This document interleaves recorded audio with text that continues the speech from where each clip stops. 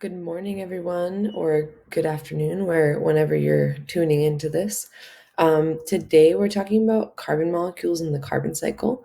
But before we gather together to talk specifically about that, I'd like you to put some notes down in your notebooks about plants and their effect on the carbon cycle.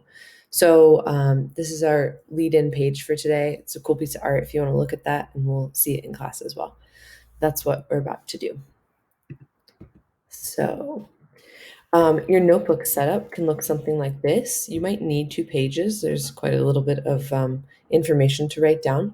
So yeah, you put as per usual, put the page number in one corner, put the date in the other corner, and then you can title it something like Plants in the Carbon Cycle, depending on what you'd like to write there. Okay. And yeah, if you need to pause this and take a moment to do that, then go for it. So we've talked a lot about photosynthesis and what that is. We haven't yet to write it down in our notebooks. So please write down the chemical formula for photosynthesis.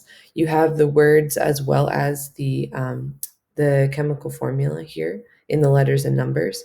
So if you could write both of those down, that's great, and that will put you in a good place for understanding the process. So as you do that, I'm going to talk a little bit about how this all happens. So plants absorb carbon dioxide from the atmosphere through stomata, which is a microscopic opening in the outer tissue layer covering the plant. Okay, so that's how they get in carbon dioxide. And then the roots take in water from the ground via osmosis to transport it to leaves. Okay, and we talked about at the beginning of the year, osmosis is a specific kind of diffusion. So it's the diffusion of water. Okay, so the roots take in that water through osmosis and transport it to the leaves. Also needed the light energy, which is the sunlight, and it provides the energy needed to tear apart the water and carbon dioxide molecules so they can be rearranged into sugar molecules. I don't know if I said it, but you can please write these things down as well. They give you some extra information about photosynthesis. Okay. Great, so we know the elements, we know that light energy is necessary, and we know the formula in both words and the chemical compounds. So the other thing to know is that the energy that is being created is stored chemically in glucose. So when this all happens, it creates glucose, which is stored in the plant as chemical energy. So you can see, you can just write down the highlighted in white here, this top part. So photosynthesis involves a complex series of chemical reactions that occur in the leaves of the plant, which convert light energy to chemical energy in the form of glucose, a simple sugar. So you can write that part down in white. While you do that, I'll keep talking a little bit, or you can pause it if that's easier.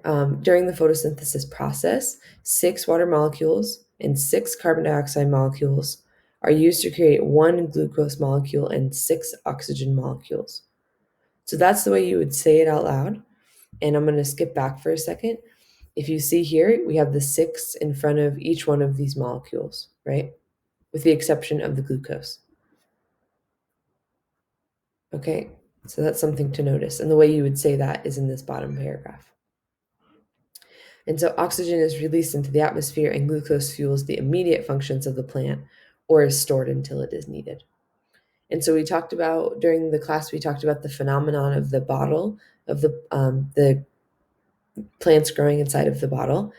What happens is that glucose actually fuels the cellular respiration in the plant. And so, although we think of plants as only taking in CO2, they actually give off a little bit of CO2 as well. So, their own cellular respiration is fueled by the glucose that they create. Unlike humans and other living beings, we have to eat glucose. Plants are able to make the glucose to fuel the cellular respiration. Awesome. Again, feel free to pause it if you need time. I'm going to keep going and keep the screencast short. And so here are some interesting facts and points about plant impact on the carbon cycle. So I ask you please to write these down. I forgot to put the little hand in the corner, but please write these down. So plants on land take up and absorb approximately 25% of carbon dioxide that humans have put into the atmosphere. So they take in a lot of carbon dioxide, a lot of carbon. With more atmospheric CO2 available to convert the plants, to do photosynthesis, plants are able to grow more.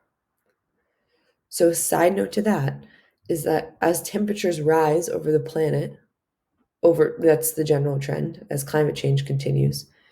There are some plants that are actually struggling during the summer, in both hemispheres, northern and summer and southern, because they don't have the other resources they need to do photosynthesis. So that means water or nitrogen or anything else. Okay, they have CO2 and they have sunlight, but sometimes having other nutrients in the soil and water are things that limit the amount of photosynthesis they're able to do. I'm on to the third one here. Atmospheric CO2 levels globally are the highest in December and the lowest in August. So if you think about plants and their role and what they're able to do by taking in CO2, you can figure out why globally CO2 is highest in December and lowest in August. Remember where most of the land mass is, which hemisphere most of the land mass is in as well. And then two more things to note. Wildfires are caused by, are a cause of large amounts of released carbon.